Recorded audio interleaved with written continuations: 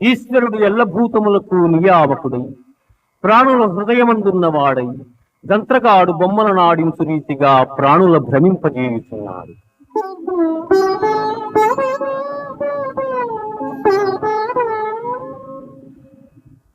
సర్వధర్మాన్ పరిత్యజ్య మామేకం శరణం వ్రజ అహం త్వా సర్వపాపేభ్యో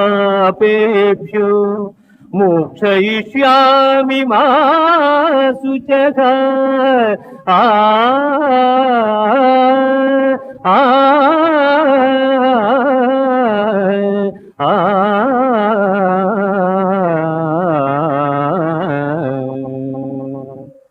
సమస్త కర్మలను నాకర్పించి నన్నే శరణు పొందిన ఎల్ల పాపముల నుండి నిన్ను విముక్తిని గావించును.